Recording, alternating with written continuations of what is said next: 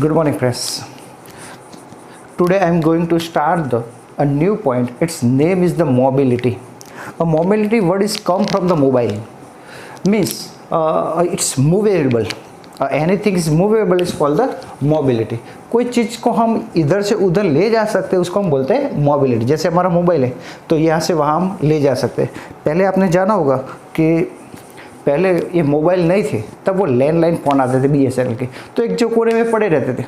पर अभी जो मोबाइल आते हैं तो वो मूवेबल है, आप कहीं भी ले जा सकते हो या वो मूवेबल. मोबिलिटी मतलब to move, ability to move of charge under the effect of electric field. अगर कोई जगह पर चार्ज मोशन कराए under the effect of the electric field is called the mobility. Ability to move of charge under the effect of the electric field. अब here a conductivity of material due to a mobile charge carrier inside the conductor.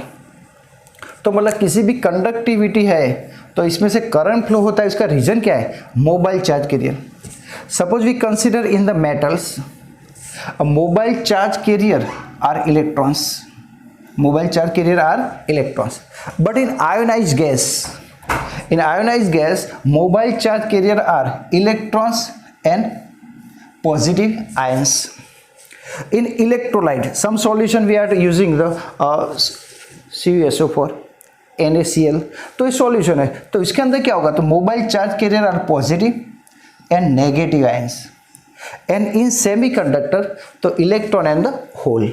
अब ये कई बच्चों को मालूम नहीं होगा कि होल क्या है.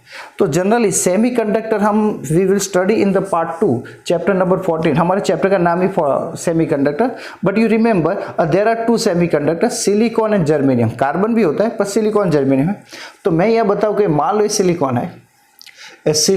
One silicon atom is joined with the covalent bond other neighboring silicon atom and joined by the covalent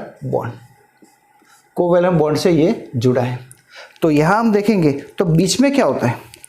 तो इसके बीच में they are joined with the covalent bond. तो कोवेलेंट बॉन्ड से जुड़े हुए हैं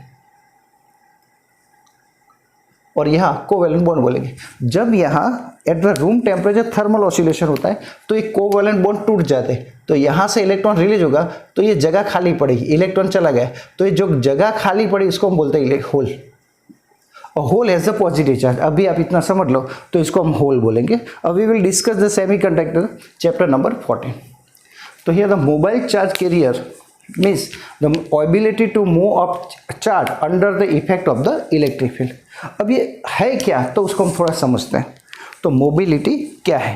तो मोबिलिटी के अंदर हम ऐसा समझ सकते हैं कि अलग अलग मोबाइल चार्ज कैरियर के बिना ये कंडक्टिविटी हो सकती नहीं. अब मैं इसको थोड़ा सा आपको डिटेल में ले जाता हूँ. तो मोबिलिटी हम किसे बोलेंगे?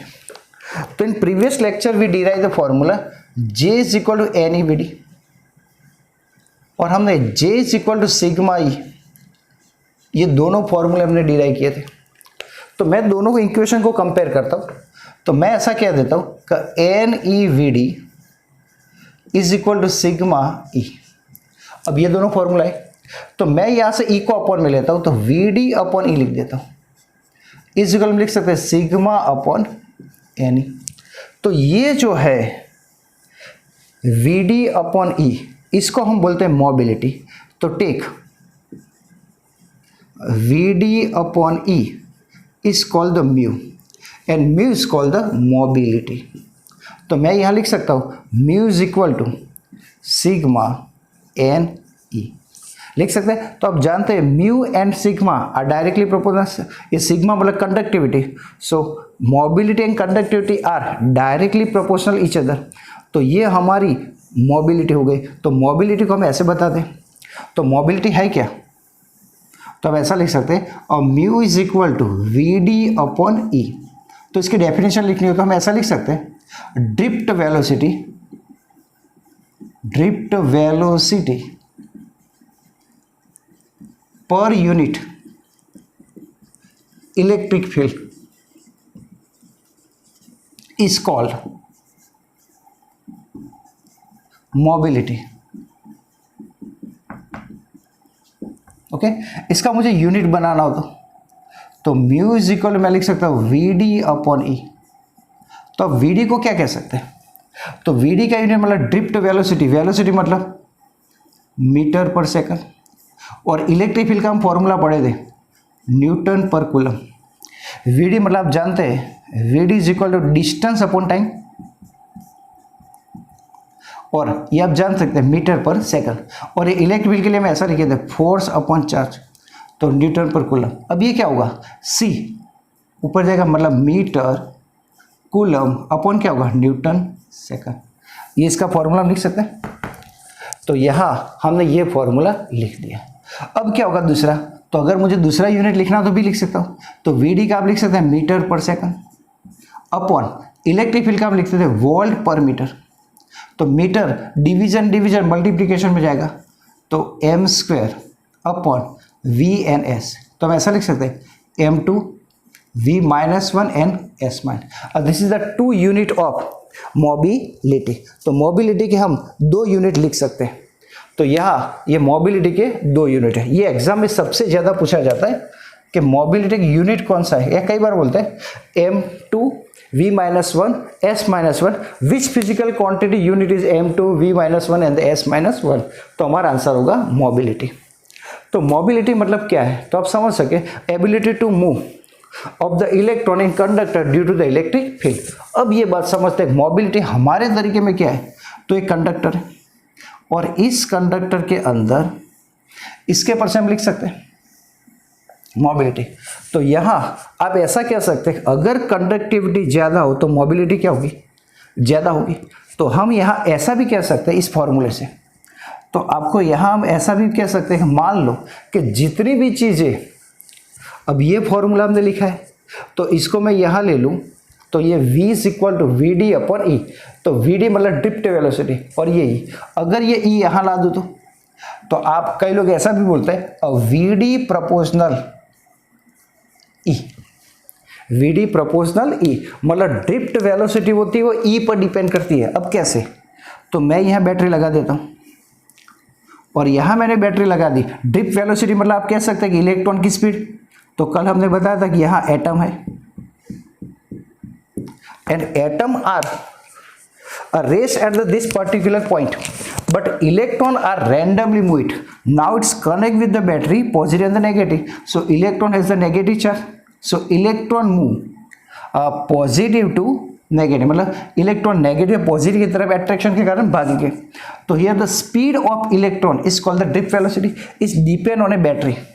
Suppose here we applying the 5 voltage, तो स्पीड ऑफ इलेक्ट्रॉन, तो मैं ये 5 ले लूँ तो स्पीड ऑफ इलेक्ट्रॉन आप सपोज कह सकते हैं 9 है, पर जब मैं यहाँ 15 वोल्ट ले लूँगा तो ये ज़्यादा शायद 12 आ जाएगी। मतलब जैसे जैसे आप यहाँ बैटरी की वैल्यू बढ़ा रहे हैं, इलेक्ट्रिक फील्ड बढ़ा रहे हैं, तो यहाँ इलेक्ट्रॉन की स्पीड भी क्या हो रही है, बढ़ रही है। तो हम ऐसा कह सकते हैं कि if electric field is increases तो drift velocity is also increases. And here remove this proportional sign, तो we write the V D is equal to mu E and mu is equal to Vd upon E is called the mobility। तो यही हम इसको बोलते हैं mobility. Mobility का मतलब होता है ड्रिफ्ट वेलोसिटी के साथ रिलेशन, मतलब Vd अपॉन E, मतलब जितनी मोबिलिटी ज़्यादा होगी उतनी ड्रिफ्ट वेलोसिटी भी क्या होगी, ज़्यादा होगी, और इलेक्ट्रिक फील्ड की क्या होगा, ज़्यादा। इसका मतलब ये हुआ कि अगर आपने 5 वोल्ट की बैटरी कंडक्टर के साथ ज्वाइन की है तो उसकी ड्रिफ्ट वेलोसिटी मान लो कि 9 है, पर मैं यहाँ 15 वोल्ट की बैटरी लगाता हूँ तो इलेक्ट्रॉन पहले से 5 वोल्ट की बैटरी में थे, वो 15 वोल्ट की बैटरी में ज़्यादा स्पीड में भागेंगे। तो it's depend on the speed of electron, is called the mobility, means relation between the electric field and the drift velocity. तो ये रिलेशन हमारे दिया था, तो इसको बोलते हैं मोबिलिटी। एक आगे के पॉइंट की बात करते हैं कि मोबिलिटी के बाद relation between the temperature and resistance, relation between temperature and resistance. So relation between temperature and resistance, तो हम ऐसा कह सकते हैं कि टेम्परेचर और रेजिस्टेंस के बीच में रिलेशन क्या है। तो यहाँ एक फॉर्मूला हमारी बुक में डायरेक्टली दिया है कि R2 propose R is equal to R1 bracket in 1 plus alpha T2 minus T1। अब हियर द R2 मीन्स, तो इसको the final resistance,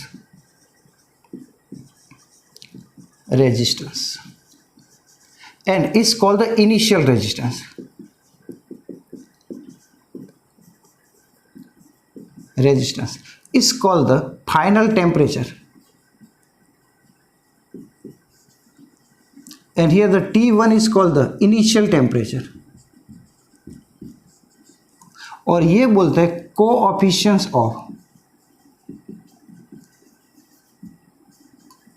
of temperature, and its unit is Celsius inverse, otherwise the Kelvin inverse.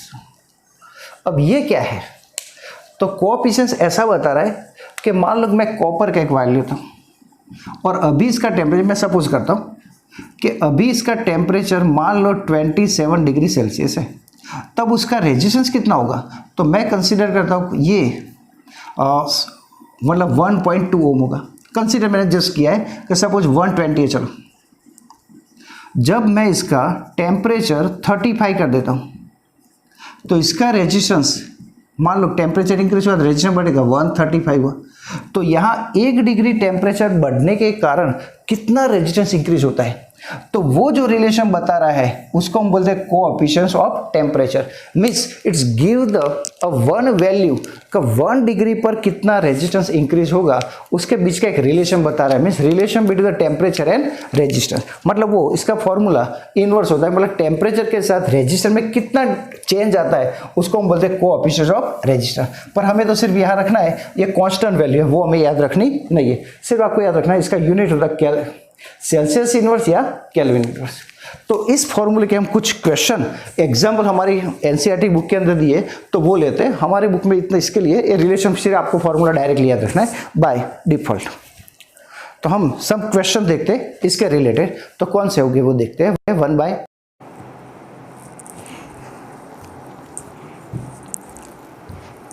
Students, example number 3.3 और 3.3 हमारी NCERT की book का example है। एक electric toaster है। It is the electric toaster at the room temperature 27 degree Celsius and its resistance 75.3 ohm. If we supply the 230 volt to the electric toaster, so I is equal passing through current 2.68 ampere.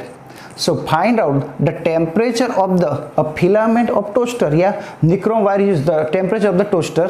Alpha is equal to given to coefficient of the temperature 1.78 to 10 to power minus 4 Celsius inverse. तो हमारे पास एक electric toaster है। Students, you already use some electronic appliances.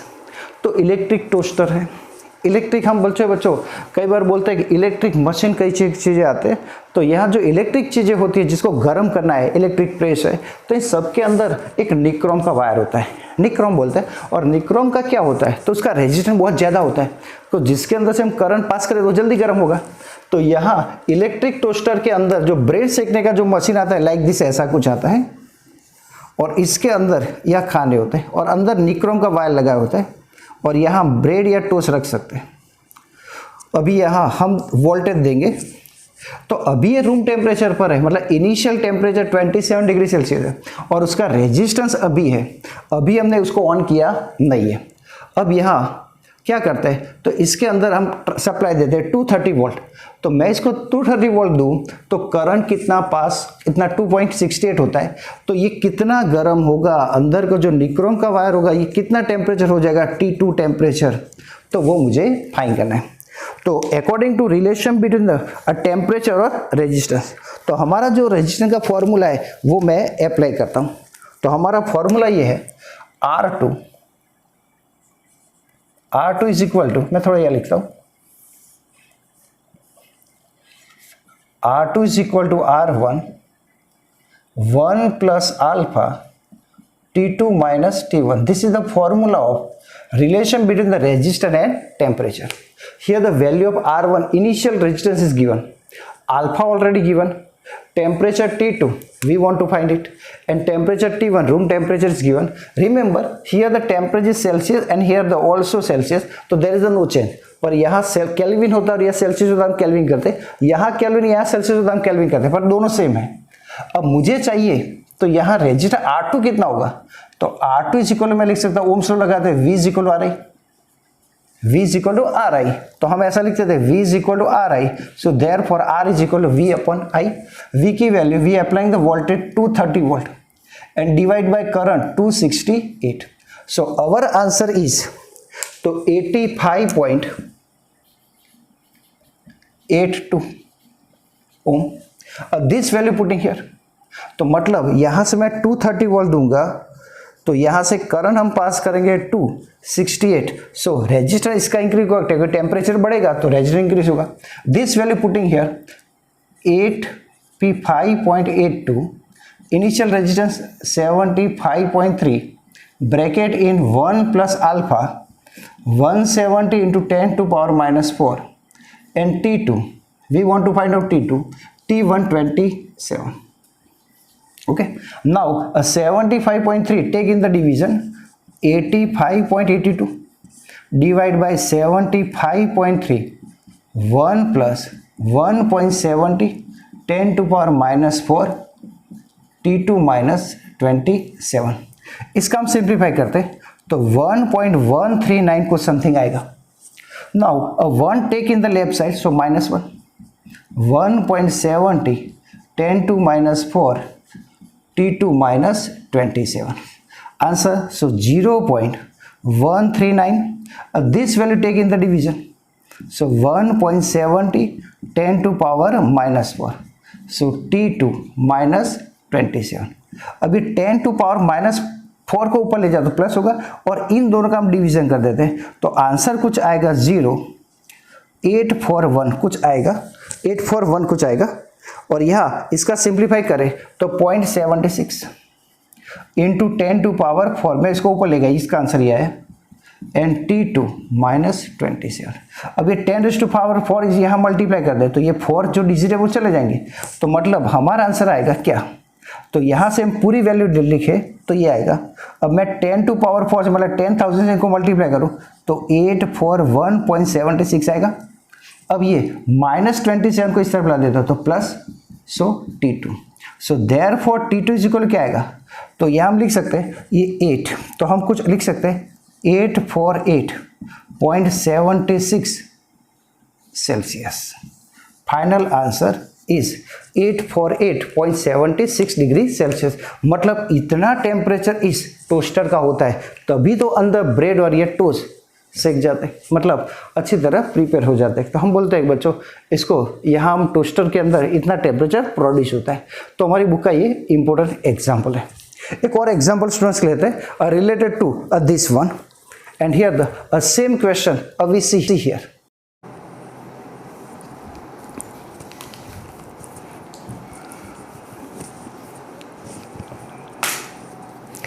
Students देखते हैं example number 3.4। A platinum wire is temperature at the ice temperature of the ice is 0 degree Celsius, is resistance 5 ohm.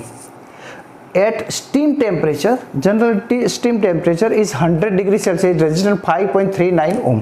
But at hot bath temperature we want to find it, and there is resistance 5.23 ohm. So what is the temperature of the hot bath? A hot bath is the one chamber, and inside it we flow the high temperature steam. Generally it is used in the some types of therapy. Formula of relation between the resistance and the temperature, so this is the formula of the temperature and resistance. R2 is equal to R1 1 plus alpha T2 minus T1. Resistance R2 5.39, R1 means 5, 1 plus alpha 100 and T1 is 0. Simplification, 5 take in the division, so 1 plus 100 alpha. Now the division of this part is 1.046 is equal to 1 plus 100 alpha. Now here 1 take in the left side, so answer is 0.0046. Its unit is Celsius inverse. Now here the second part. So alpha R3 is equal to R1 plus alpha T3 minus T1. तो मतलब पहले में हमने first और second equation लिया, अब first और third लेंगे। तो R3 R1 1 plus alpha T3 minus T1, here the alpha is not given, तो हमने अल्फा ये फाइंड कर दिया। अब नाउ R3, तो value is given 1.23, R1 is 5 and alpha we already derived this, and T1 is 0, ice temperature. Now simplification of this value, 5 take in the division, so 1.159 is equal to 1 plus this value. Now the 1 take in the left side, so minus, and we simply get this answer. So temperature of the hot bath 345.7 degree Celsius. एक और method इस सम को गिनने की जो हमारी NCERT की book के अंदर दी है। अगर आपको इतना लंबा ना करना हो तो एक सिंपल तरीका हमारी एनसीईआरटी की बुक के अंदर दी है, तो वो भी देते हैं। वो कहाँ से फॉर्मूला लाए तो मैं आपको बताता हूँ। तो हमें फाइंड करना है T3, मतलब टेम्परेचर ऑफ हॉट बाथ लिख देता हूँ मैं, या बात लिखो तो भी चलेगा। यहाँ आपको लिखना पड़ेगा टेम्परेचर ऑफ, तो यहाँ हम लिखेंगे resistance of hot bath minus temperature of ice upon temperature of steam minus resistance of hot bath into 100। ये फॉर्मूला आप लगाएंगे तो भी हमारा आंसर आ जाएगा। तो ये बात का फॉर्मूला है। तो आप RT मतलब टेम्परेचर ऑफ बाथ, तो बाथ का रेजिस्टेंस कितना है, तो 5.23 minus R1 resistance of ice, इसका टेम्परेचर मतलब स्टीम का, तो 5.39 माइनस 5 इंटू क्या लेंगे 100।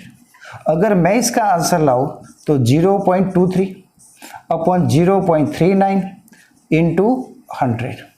यहाँ से हम इसका आंसर लाए, तो मैं कोशिश करता हूँ इसका आंसर लाते, तो कैलकुलेटर का यूज करता हूँ जिससे हमारा सिंप्लीफिकेशन थोड़ा इजी बने।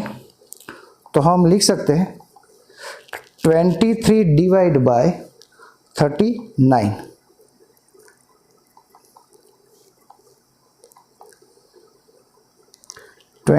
डिवाइड बाय 39, तो आंसर 5 समथिंग कुछ आ जाएगा।